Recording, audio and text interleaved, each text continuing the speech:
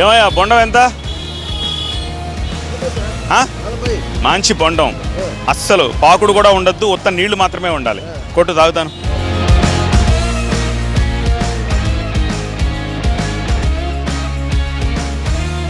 నీళ్ళకాయ కొట్టాలి.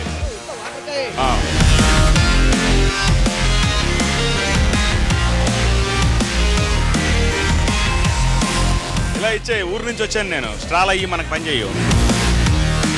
నువ్వు కొట్టే విధానాన్ని బట్టి తాగేస్తాం.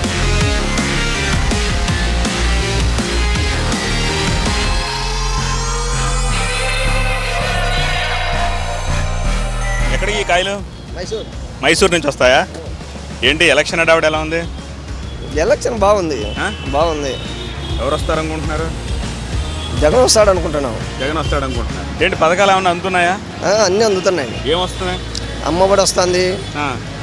పింఛన్ మనకు లేవులే. పింఛన్ లేదు. ఇల్లు వస్తుంది. వచ్చిందా? వస్తుందా? వచ్చింది. ఇల్లు వచ్చింది. స్థలమే బొల్లారం పైన ఇచ్చారు.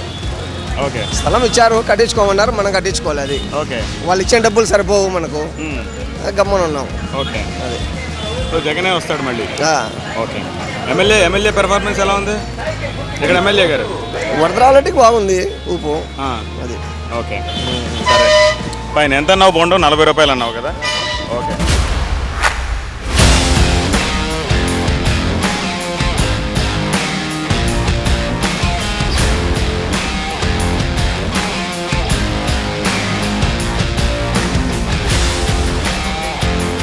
ఏం పెద్ద ఆయన పింఛన్ వస్తుందా? వస్తుంది.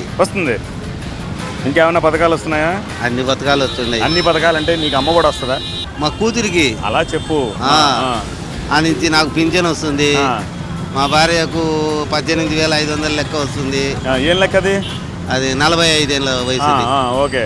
అది వస్తుంది. సో మొత్తంగా కుటుంబం అందరికి పథకాల డబ్బులు అందుతున్నాయి.